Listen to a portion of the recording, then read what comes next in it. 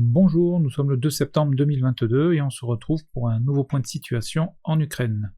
Tout d'abord quelques informations générales. L'Ukraine va recevoir 2 systèmes de lutte antiaérienne de type NASAMS de la part des États-Unis en 2024. Ensuite, je vous partage une carte des dernières frappes de HIMARS entre le 29 et 31 août. Donc, comme vous pouvez le constater, et sans surprise, le front de Kherson a été le plus visé. Ensuite, sur le terrain, on va commencer avec le secteur de Kharkov. La ville de Kharkov continue à être bombardée. Sur la ligne de front, pas d'évolution, à part dans la zone grise, où Sosnivka, qui était sous contrôle des Russes hier, est de nouveau disputée. Et le reste de la zone grise est sans modification depuis hier. Dans le secteur de Izium-Slaviansk, là également pas d'évolution donc ces dernières 24 heures, toujours des combats au sud-est de Izium, dans les secteurs de Dolina et Borodishne. Sur le front de l'Est, en commençant donc par Siversk, les Ukrainiens ont repris Rio-Rivka, ici. Les combats continuent sur Verkno-Manskie, Ivo-Darivka et sur Vezele. Toujours pas plus d'informations sur Vinka. Dans le secteur de Soledar, des combats donc au nord-est de Soledar sur la commune de Yakovivka. Dans Soledar, les combats continuent, plus précisément au nord et à l'ouest de Luzinknauf, donc ici. Des combats également sur Bakhmutskie. Dans le secteur de Bakhmut, alors pas d'évolution ces dernières 24 heures, donc toujours les combats comme hier, donc dans la partie est de la ville, sur Vezele Dolina et sur Zaïtsevier. Dans le secteur de Kodema, les Ukrainiens ont reçu des renforts en hommes et en matériel, donc plus précisément en véhicules blindés, et ils tentent actuellement donc de reprendre le village. Donc pour rappel, la partie est est bien contrôlée et sécurisée par les Russes, et les principaux combats ont lieu sur la partie ouest du village, ici. On continue sur la ligne de front, il y a des combats sur Choumi, donc qui se trouve ici, au nord-ouest d'Orlivka. Pas de nouvelles des combats sur New York. Ensuite, sur le secteur de Donetsk, là également, pas d'autres informations donc ces dernières 24 heures, donc toujours des combats au nord de Avdivka. Aux alentours de Pisky, aussi, là, de lourds combats. Dans le secteur de Marinka, toujours disputé. Sur le front de Vuhledar, ici, les combats semblent avoir perdu en intensité. Aux dernières nouvelles, Prechitskia, Pavlivka et Volodymyrivka sont sous contrôle ukrainien. Et Mikilskie, Yeorivka et Novomayerskie sous contrôle des Russes. J'ai pas d'informations sur le village ici de Shevchenko. Dans le secteur de Velika Novosilka, l'état-major ukrainien annonce avoir repris la petite commune de Nechkouchnie, qui se situe ici, donc au sud-ouest de Velika Novosilka. Et ensuite, sur le front donc, de Zaporizhia, aucune évolution, ni même dans la zone grise. Et j'ai oublié de vous préciser que Donetsk est toujours bombardé donc, quotidiennement, tout comme Kharkov. Donc ce sont les deux principales villes qui sont actuellement bombardées par les deux parties. Ensuite, alors concernant donc, la situation donc, sur Enerhodar et la centrale nucléaire, donc l'équipe de l'AIEA est arrivée donc, sur place hier. 8 à 12 agents de cette agence devraient rester sur place pour y maintenir une surveillance. Une inspection des installations a été menée, où l'on peut voir que des camions militaires russes y sont toujours présents, donc à l'intérieur de la centrale nucléaire, mais aucune présence d'armement lourd ou de pièces d'artillerie. Le directeur de l'AIEA a quitté le site aujourd'hui. Et donc depuis que l'AIEA est sur place, nous n'avons pas noté de bombardement. En parlant de bombardement, sur Melitopol, donc la ville de Melitopol se situe ici, un dépôt de munitions a explosé la nuit dernière. Sabotage ou tir d'artillerie, l'information reste à confirmer. Ensuite, on se dirige donc sur le front donc, de Mykolaïv Kherson. En introduction, il faut préciser que l'état-major ukrainien a demandé de ne pas communiquer sur les informations de l'offensive en cours, donc aussi bien aux journalistes qu'aux militaires qu'aux locaux. Donc de ce fait, nous avons beaucoup moins d'informations côté ukrainien que du côté russe sur cette partie du front actuellement. Donc à noter, et j'ai oublié de préciser ça hier, qu'il y a une forte participation dans l'offensive de l'artillerie ukrainienne, notamment donc des HIMARS, mais également des forces aériennes, avions et hélicoptères.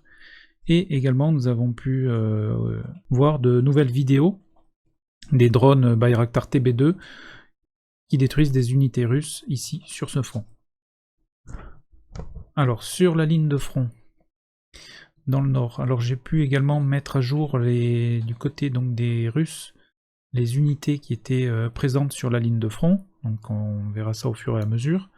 Donc les combats les plus intensifs actuellement sur le front de Kherson sont dans le nord, et sur le secteur de Oligny-Vysokopia, donc ici. Dans ce secteur, on note la présence du 331e régiment aéroporté de la garde, ici, qui participe au combat. Plus à l'ouest, les combats également sur Arkhangelsk, ici. Sur ce secteur, on a noté la présence de la 45e brigade Spetsnaz de la garde.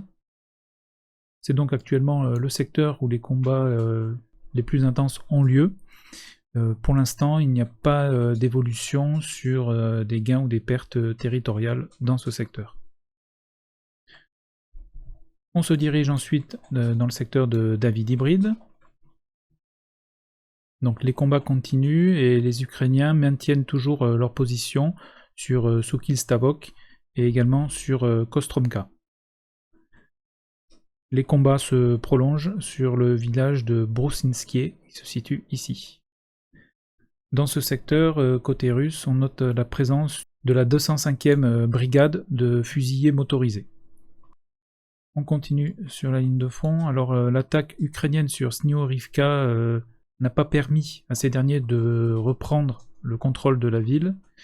Les combats ont perdu en intensité dans ce secteur. À l'ouest de Sniorivka, les combats continuent dans le secteur de Blaodatnie, ici. Et les Ukrainiens, aux dernières nouvelles, ont repris le contrôle de Kiselivka. Dans ce secteur, on note la présence de la 7e division d'assaut aéroporté de montagne de la garde. Donc toujours côté russe. Puisque côté ukrainien, ils n'ont pas communiqué. On continue sur la ligne de front. Il y a des combats sur Zeleny High, ici.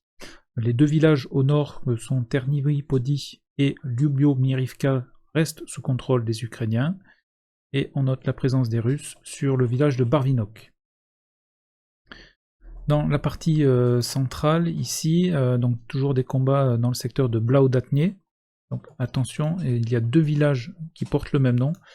Blaodatnie ici, donc entre Mykolaïv et Kherson, et il y a un autre village de Blaodatnie, ici à l'ouest de Sniorivka. Donc à ne pas confondre. Donc également des combats ici, dans ce secteur. Et côté russe, on note la présence de la 20e division motorisée de la garde dans ce secteur. On continue sur la ligne de front. On a également vu une vidéo sur des soldats russes qui agitaient donc des drapeaux blancs. Donc la vidéo s'est passée sur Pravdiniye, ici. Donc cela concerne un peloton de l'armée russe donc, qui s'est rendu dans ce village. Mais les combats continuent dans cette localité. Et ce qu'on peut noter, c'est que l'avancée ukrainienne vers Tomina Balka a pour l'instant échoué. Et le secteur de l'Alexandrivka est toujours disputé. Dans la ville de Kherson, donc ici, ces derniers jours, il y a eu aussi des échanges de tirs d'armes légères et de jets de grenades dans le centre-ville, où des groupes de partisans ukrainiens ont attaqué donc des soldats et des installations russes. Un de ces groupes a été neutralisé et un poste de commandement donc de ces mêmes partisans a été découvert dans la ville. Pas d'informations aujourd'hui sur des échanges de tirs dans la ville. De nouveau des bombardements dans le secteur du pont Antonovski, Aucun visuel sur les dégâts du pont et également du ponton qui est en construction, donc vraiment à proximité du pont. Et le ferry, donc qui fait les allers-retours entre les deux rives, donc pour transborder le matériel, l'équipement et le personnel, est toujours actif. Mais comme vous pouvez vous imaginer, ce n'est pas suffisant. Sur Nova Kakova, donc, il se trouve ici, une base russe a été bombardée et détruite sur Tavrisk. Tavrisk, ça se trouve ici. Donc voilà, pour les informations. Pas d'informations alors en Crimée, si ce n'est qu'il faut également préciser que les hôpitaux de Kriviri, Mykolaiv et Odessa reçoivent un nombre très important de blessés, donc de soldats ukrainiens du front.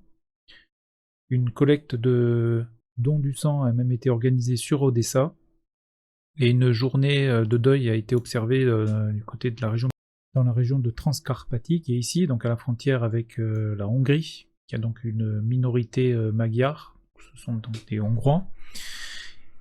Pourquoi je vous parle de ça? Puisque la 128e brigade ukrainienne ici était sur le front et apparemment accusée de lourdes pertes. Je n'ai pas pu localiser exactement où se situait cette brigade, mais cette brigade est composée en majorité donc, de soldats qui viennent de cette région, et dans cette région, une journée de deuil a été observée. Donc il est encore trop tôt pour communiquer sur le nombre exact de pertes en hommes et matériel donc, de chaque côté, mais les combats font rage et les combats sont violents depuis plusieurs jours. Seulement des estimations ont été faites côté russe, mais j'attends encore quelques jours pour pouvoir recouper un peu plus d'informations et vous donner une première estimation des pertes sur cette offensive. Donc voilà, pour les informations donc, du 2 septembre 2022, donc en résumé, ce secteur est plutôt calme sur Kharkov et Izium, même s'il y a des rumeurs dans le secteur de Kharkov d'une éventuelle offensive ukrainienne. Mais cela reste au stade de la rumeur actuellement. Sur le front de l'Est, les combats les plus durs ont lieu donc, dans le village de Kodema, donc au sud de Bakhmut, ici, où les Ukrainiens sont en train de lancer une contre-attaque dans ce secteur. Et une mission permanente de l'AIEA va donc s'établir sur la centrale nucléaire de Zaporizhia, en espérant que cela stoppe définitivement les bombardements. Et enfin, au 4e jour de la contre-offensive ukrainienne dans le secteur de Kherson, aucune percée significative n'a pu être observée. La seule évolution pour les Ukrainiens a été observée dans le secteur de David Hybride, ici, dans le centre. Voilà, eh bien écoutez, je vous laisse avec le comparatif hebdomadaire de la ligne de front. Je vous souhaite un excellent week-end, merci à vous et à bientôt.